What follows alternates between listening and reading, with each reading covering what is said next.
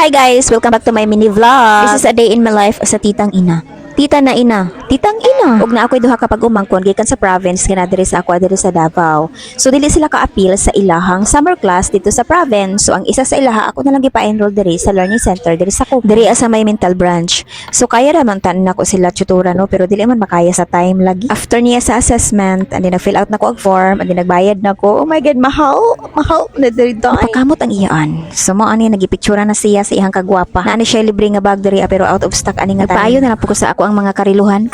Unya nihapit na lang po ko diri sa spa sa ako ang manghod sa Beauty Face Studio no para sa mga hagbas sa ako mga kalibunan. Ug timing pag-abot nako na human na sila ang client. So mao din nilang address. Dali ra kay na siya matud-an. Ara na siya sa palengke jud. Ang pinaka-affordable na spa duol sa palengke. Pa-nails na mo guys, pa-lashes na mo, pa-brows na mo, o pa-facial na mo. O ano, tara. First day of school. Dali na. Pwede ko siya mag-school. Let's go. Bili ko. Happy birthday.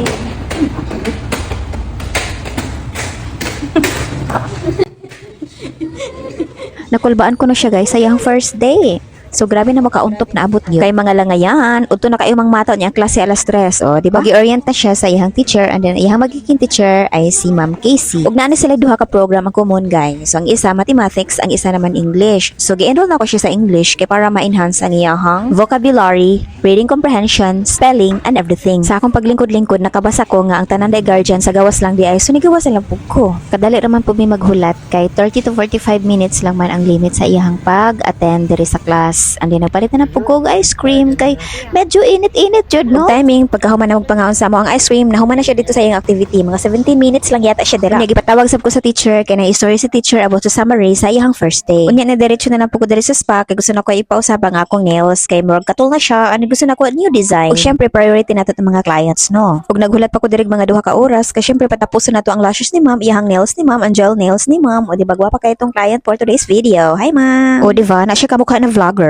Ug mao ni akong trabaho diri guys. Habang nagahulat ko, syempre mag-content muna ako para sa aming page at TikTok account. Tanaw na to ang nails ni ma'am from this to this. Ug syempre ako na ang last customer from this to this. Igat-igat mag-color. Ug mao na ni ang ika-second day sa akong pag-umangkon sa iyang klase and then atbang ra man kayo ning kapihan. So mga pitakol. Ay unsa pa? Now kay kape inyong ante. So magpangalan po ko ani kay Kapite. Nag-take out rami ani ug apila na po nako kung bana kay mahilig mo po na siya sa drinks pero dili kape. So mo ni among gi-take out. Matcha latte ako tapos ang aning duha kay Milo with strawberry, di ba? Mga pita. Ug taod-taod ni gawas na nga tong madam ayo kay wala ko gitawag. So ninaog na siya natingala siya nga wala may naka-parking diri sa tubangan.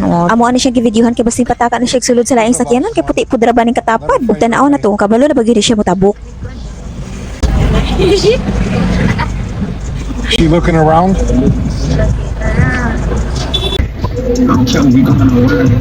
Yeah, kumusta man, madam? Kumusta? Naghanay kang ganyan sa Tagalog. Oh. Ay. Hello! Yata patanawan ko. You have a lot of assignment. 5 ni kabuk day. Friday, Saturday, Sunday, Monday. Ay, this one. Magdana pa po ko. Kaya mag-experience daw. Unya nag-proceed na lang po medri kay kailangan ako siya pa ID ha. Yung cellphone lang ilahang gamit kay wala pa sila studio kay gamay pa ilahang space and then 50 pesos na kay ID. Ug habang gina-edit pa ang picture nang hapit medri sa kilid, mangukay sa siguro mino.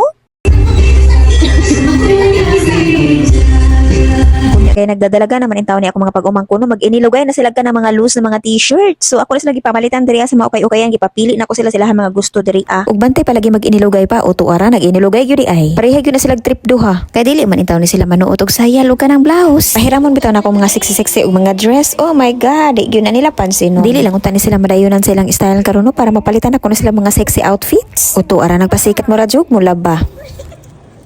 Ito, Imo man man ang naong nga nang mas buwang ka. Wala tayo mabuhat sa imong naong, be. Mao na gyud na imong naong. Magpa-picture ang tami kay na video maday ang na pindot ani. O sige, patuloy na lang sa ating pagba-vlog. So, gusto na siya mohapit diri kay magpalit ko na siya another chinilas. Unya kay gisir batuhan namin ni Bel. O di na ta mamalit, mangadto na ta. Unya kay kaihiyo naman kay ko ani oy kay daghan man to akong nainom-inom na kapigod. Unya ang kanang isa gipaihap ni Bel og kwarta makabalo bagyo siya mo ihap. Daghan na tagbayro nun day. Murag halin, mura man kag na maligya ukay-ukay oy. Og giga na kadaghan among napalit na ukay-ukay guys. 1,300 ako nabayaran ana.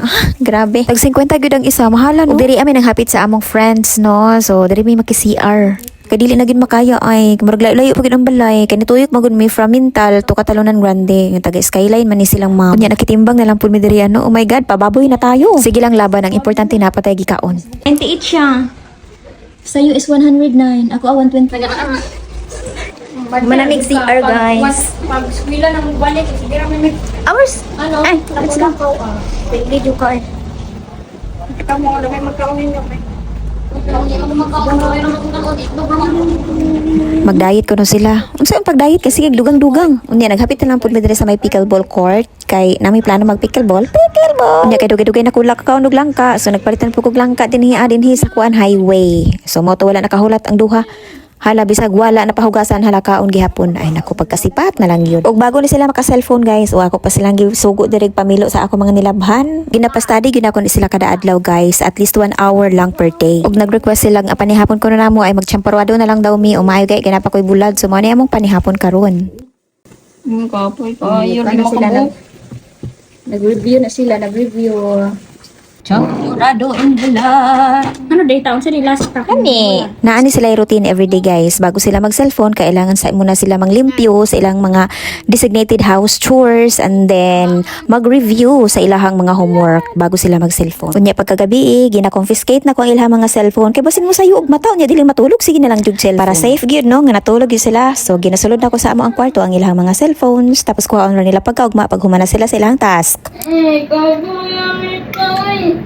Dahapon, stantan, kapoy-kapoy, karon taulin na po. Daghan ba magpangarap niya. Simple lang na homework, kuan na mura na mo gipatay. Ang pangarap. Daghan kay mo gusto niya. Unsa may buhaton para makamit lahat ng gusto. Everyday disciplinarian kita ani guys kay gusto na akong managkon ni mga bataan ni maging responsible o respectful ug independent. Kana bitong dili na magsalig og mama pero usahay gyud motukar gyud ang kabadlungon. Isumbong na ko sila dito ni Bill o na makapiso na sila. Og maura ni guys, salamat kay sa pagtan-aw. Daghang salamat sa inyong pag-amuma.